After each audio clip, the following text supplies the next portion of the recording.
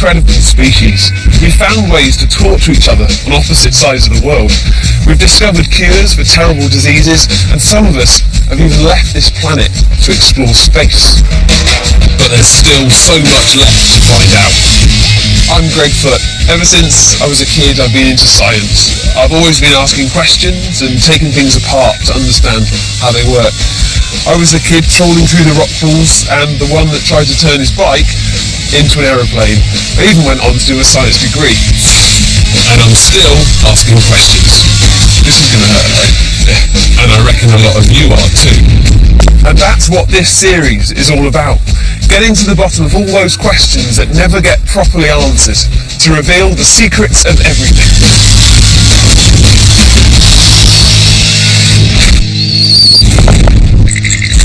This time on The Secrets of Everything, I'll be finding out what humans taste like. Pretty good.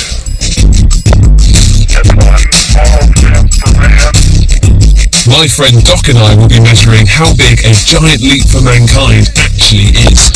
What about that, my dear boy? Who said pigs can't fly, eh? And we'll be discovering whether or not a belly flop can kill you.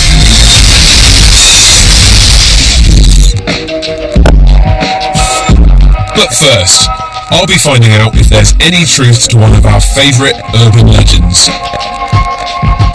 Imagine in 5 minutes' time, everyone in the entire planet was going to jump at exactly the same time. From London to Sydney, Delhi to New York, 6.9 billion people leap in the air. Could they make the Earth move? Ladies and gentlemen, this is something they call a groundbreaker.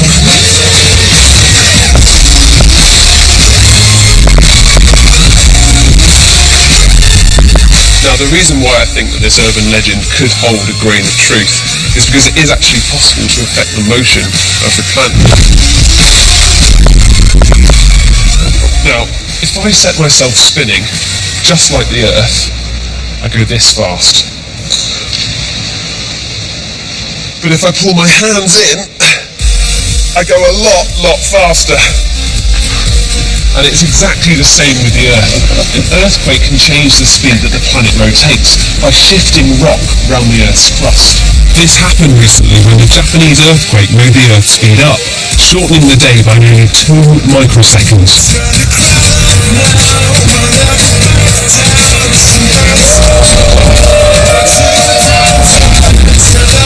So the big question is, could we affect the way the Earth spins?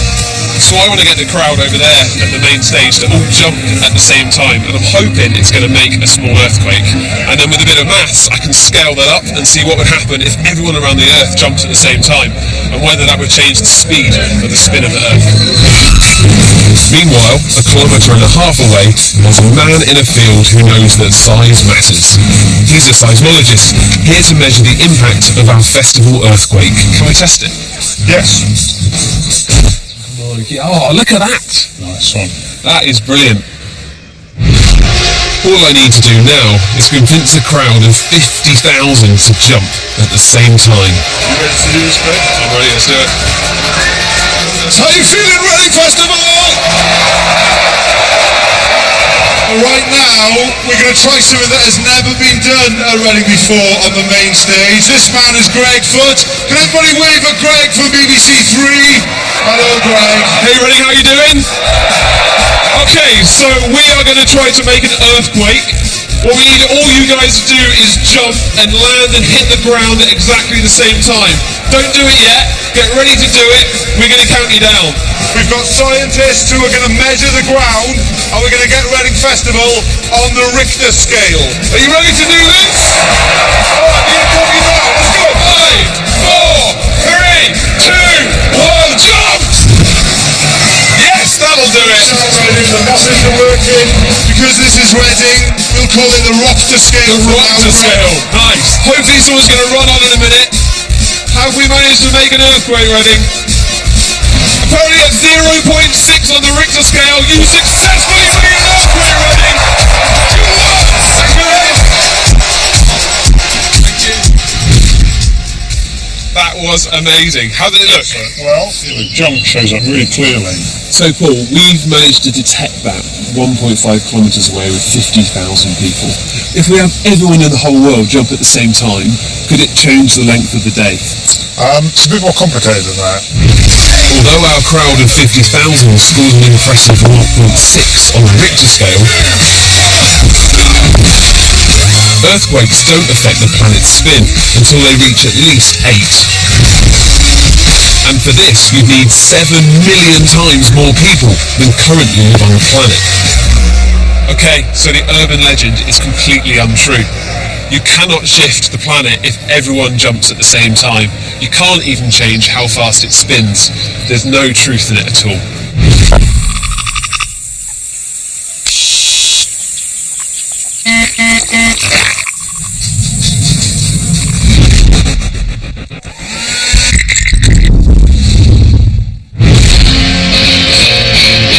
When you eat meat, you can tell from the flavour what it is, whether that's beef, chicken, pork or lamb. We all know what it tastes of when it's cooked. But there's one type of meat that I've never tried. Some say it tastes of chicken, others say pork, and some say veal. What I want to know is it possible to find out what humans taste of? I've heard it's like pork, obviously. You're not actually supposed to feed dogs and things pork because then they get a taste of human flesh. I would definitely give it a go. How do it taste like Are you pork? cooking it though, or are you having it like sushi style? Yeah, wrap it in a restaurant. I don't know, I'd be quite curious. That's quite sick, isn't it? I reckon it'd probably be chewy. You probably enjoy it, I think. Where are you going to get steak on a human then?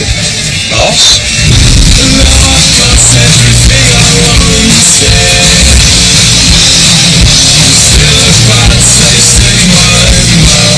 To answer this question, I'm going to try to chew my own leg.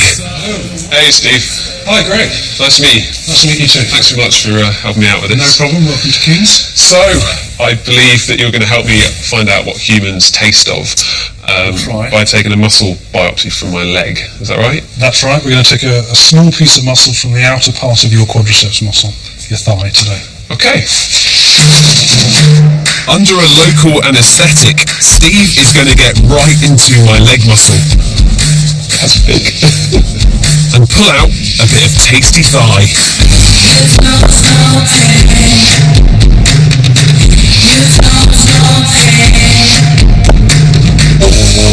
Relax.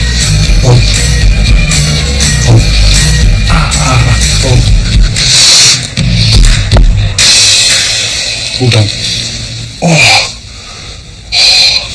I felt that. Would you like to have a look at... I'd love to have a what look. we've Yes. taken? What we actually can't see but will be in there is the connective tissue which wraps around muscle fibres. Is that like when you gnaw on a chicken bone and there's kind of the stringy bits? That's the connective tissue. That's the connective tissue. We're actually a lot more like the animals we eat than you'd think. Analysis of my leg reveals that it's about half the same type of muscle found in chicken breast, but it also contains similar muscle fibres to those found in cuts of beef. To find out what that makes it taste like means travelling to Nottingham.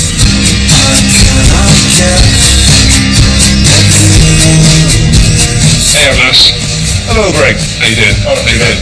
The truth is, it's illegal to eat human flesh, even your own, but there's still a way to nail the taste. Avinash is about to make scientific history and analyse for the first time the aromas of cooked human. The aroma is usually around about 80% of the total composition of the flavour. And that's why when you eat banana, if you do that with your nose and you eat it, it doesn't taste of banana. That's correct.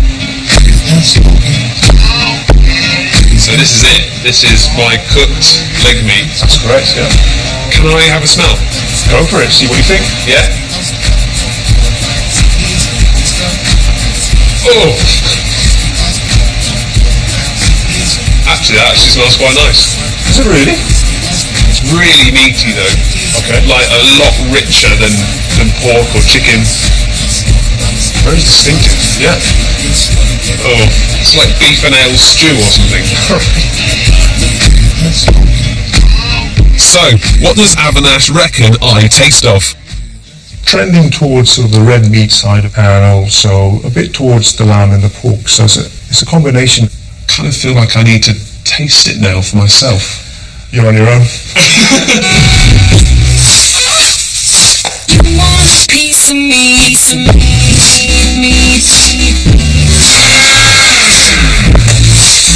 Even if it was legal, I wouldn't want to sacrifice a whole arm to make a real Greg burger. So, I've cooked up a mixture of the meat that came up in the analysis of my cooked thigh. You want a piece of me, So now I've just got to eat it.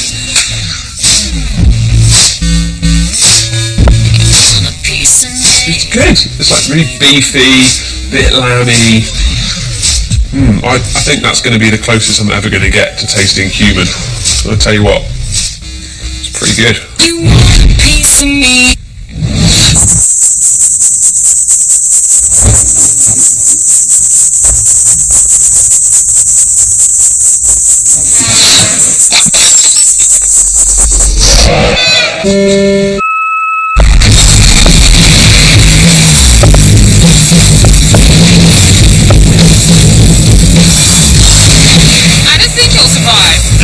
I think I'll try and run all over the place. Or stand next to a church and they've got lightning conductors.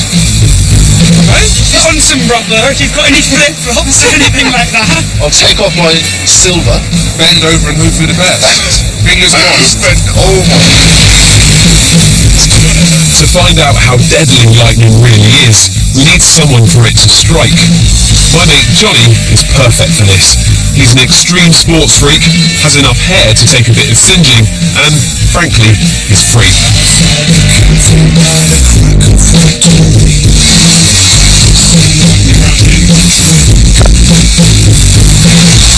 To give us some volts, I've got hold of this machine, previously owned by an evil genius.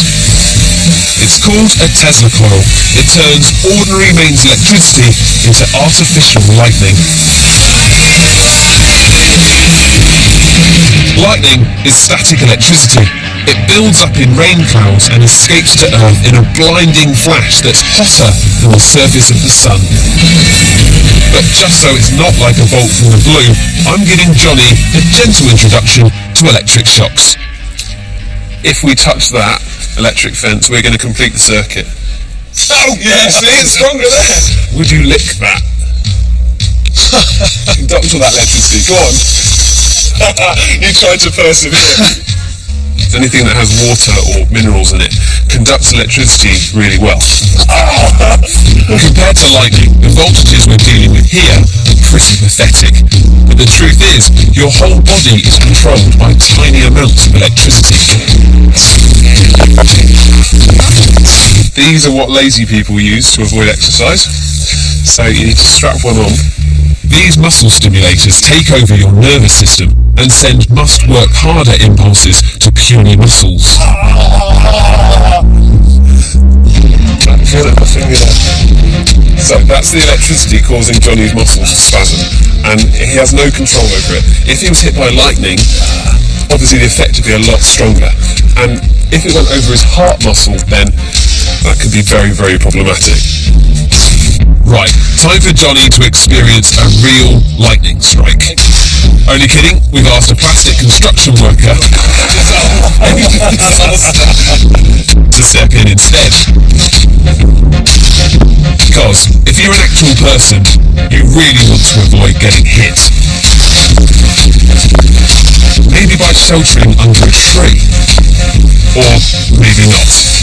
A tree is about 20% water, whereas you are about 72.8% water. So, although the lightning has been attracted to the height of the tree, and it's travelled down the tree, it wants to go the easiest route to ground, so it jumps out to you, you're mainly water, you're really good for electricity to conduct through, straight down to ground. That is why it's a really bad idea to shelter underneath a tree. What you need is something more conductive than you are. Something made of metal, like this. This is really putting my trust in science. It's going to be 1,000,000 volts kind of raining down right on top of my head.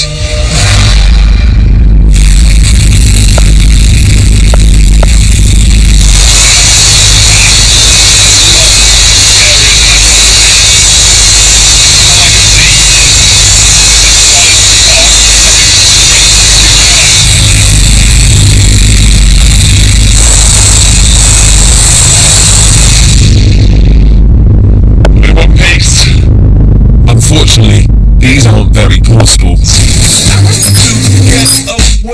But if you've got your own four-wheeled metal cage handy, the best thing to do is to get in it. Look at that, that's 1 million volts of electricity all over the surface of this car. So if you want to know how to survive a lightning strike, well, put yourself in a car.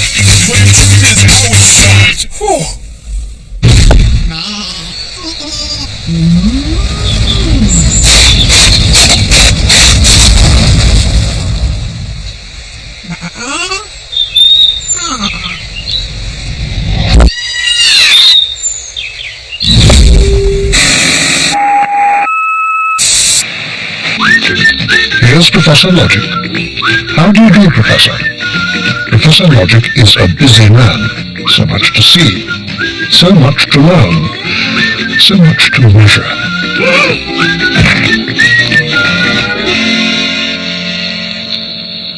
Today, Professor Logic is in the Animal Lab.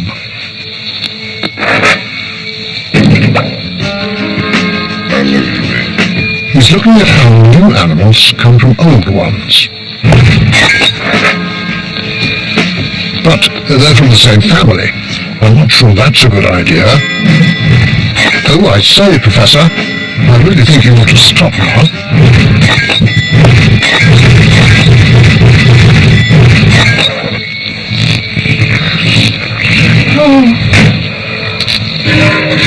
What on earth have you done, Professor? Important genetic experiments? And what exactly have you discovered? I see. One set of genes from each parent. And each set of genes will have faults. But together, those faults will cancel themselves out. Nature's very clever, isn't it, Professor? Ah, there's a catch. Genes from the same family have the same faults, so they don't cancel out. I see. Well, that certainly explains your unfortunate rabbit. No, I'm sure it is a bit more complicated than that, but I think I see what you're getting at. It's never a good idea to marry someone from your birth family. Yes, I had heard that it's also illegal. No, really, the pleasure is all mine. Goodbye.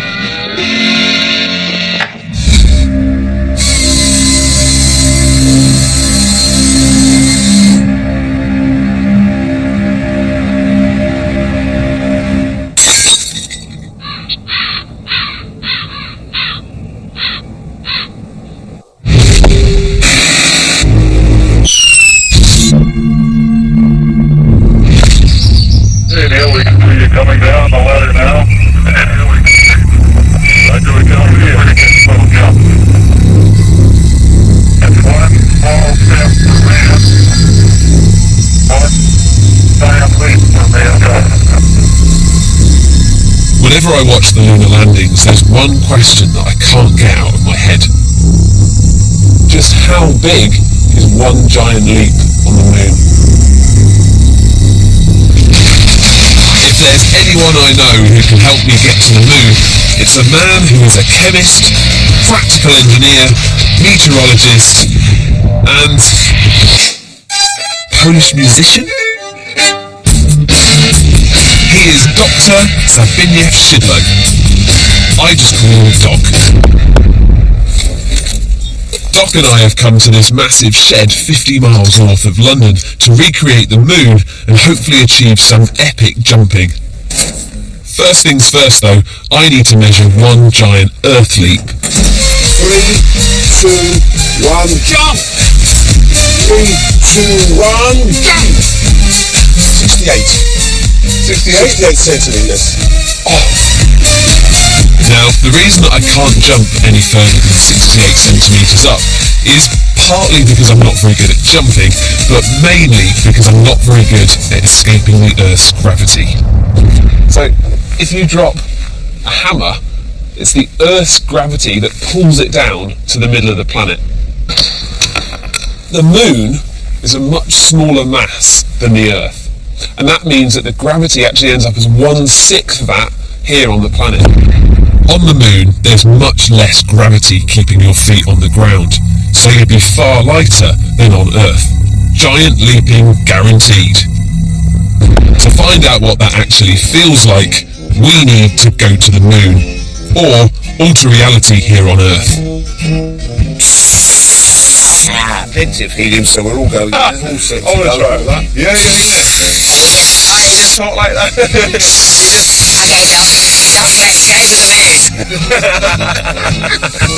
Which is where these giant helium balloons come in. Oh, it's a heavy day today. 85 kilograms. The balloons are going to make me the same weight I would be if I was leaping on the lunar landscape. About 15 kilos. Let's see how much lift. Hang on, not yet. Let's hope for 70. I've got it. Let's There hope for you go. 78, my guess. Okay, go. What's it say? 77, 78. It's saying 80. So they've got to be bigger. Much bigger. It's not the first time a balloon has been used to generate lift in this hangar, because this was once home to the British airship R101. Like me, R101 wasn't generating enough lift, so in 1930 they cut it in half and added more space for gas. Shortly after that, the ship set off for India but crashed in northern France. It was the end of Britain's commercial airship ambitions.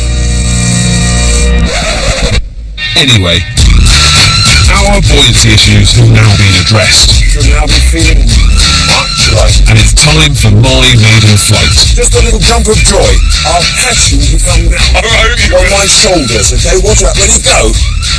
Hey, not too high. Now, how about that? What about that, my dear boy? So we've lowered my weight to a sixth of what it is on the Earth, and this is what it feels like on the moon. Before I became an urban spaceman, I was only able to leap a pathetic 68 centimetres into the air.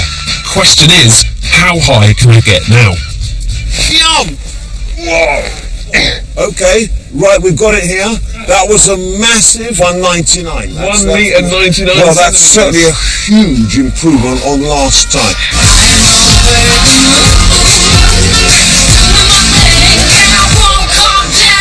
My giant leap was 3 times more than my earthbound effort, and I'm pretty chuffed with that. There's no better feeling than just being able to bounce. I mean, it's genius. That is the best approximation that we can do to answer the question of how big is one giant leap on the moon. Woohoo!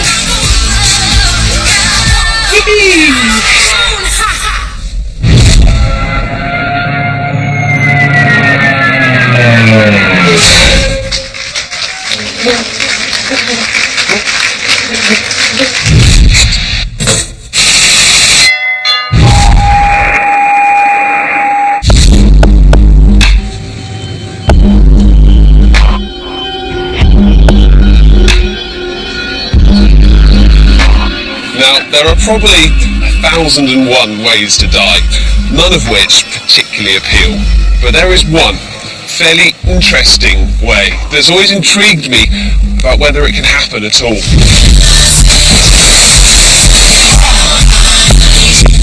What I want to know is, if you did a big enough belly flop, could it kill you?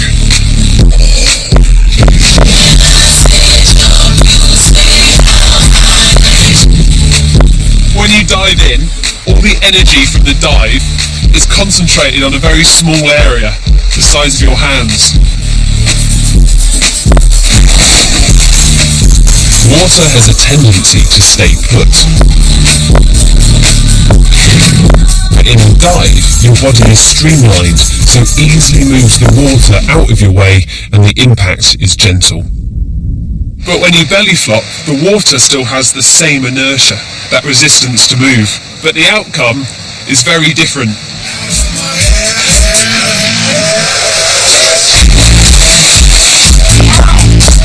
You couldn't be less streamlined. Spread out, you don't stand a chance of parting the water. You stop almost instantly on something that doesn't move. So that's why belly flops hurt. But to see if one can kill you, I need to try something a bit more extreme. I'm going to need a crane, a forensic pathologist, a swimming pool, and a dead pig. So this is the pig. We're going to rig him right out there, 25 metres up, and drop him into that. We've bought this slaughtered pig from an abattoir. It was destined for the butchers, but like scientists have done for centuries, we're going to use it for research to discover exactly what damage a belly flop could cause. Is this going to be a good model for what would happen if a human dropped? It is. This is 70 kilogram pig.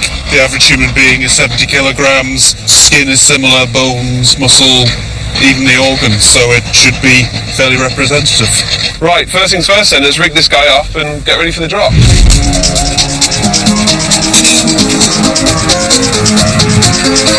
Who said pigs can't fly, eh?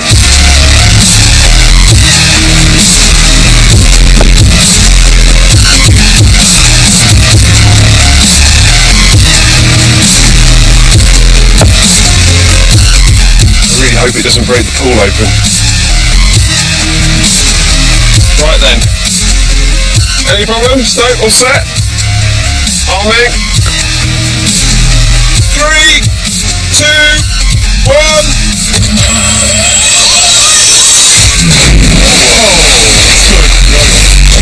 That was nasty. I would not want that to be me. The pig looks undamaged, but we need to get it onto the operating table to find out what's gone on inside. Okay, if you could hold that up for me. Yep. Then all the way down there. So you're going around the rib cage now? Yeah, just working our way around the ribs.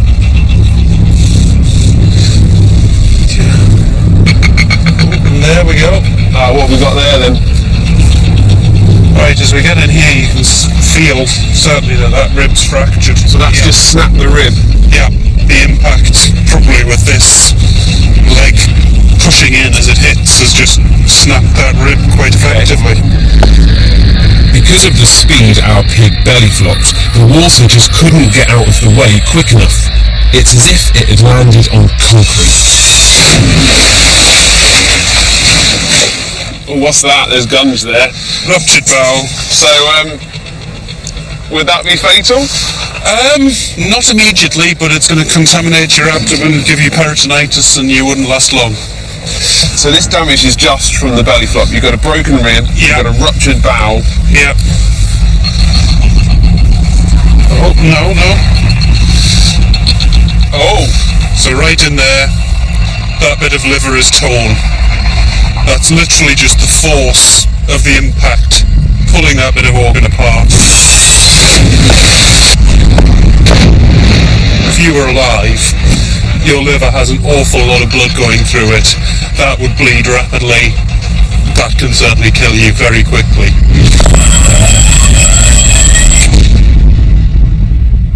So it looks like a belly flop can kill you, pretty easily in fact. I knew about inertia and the fact that it takes energy to make something move, but to see how lethal that is with water is quite something. And still loads more secrets to come. Next time, why chilies burn even when they're cold. That is... I can't even talk. Can you survive an asteroid attack? And, just in case you don't, what really happens when you die? The smell is just so rank that I can no longer really stand it.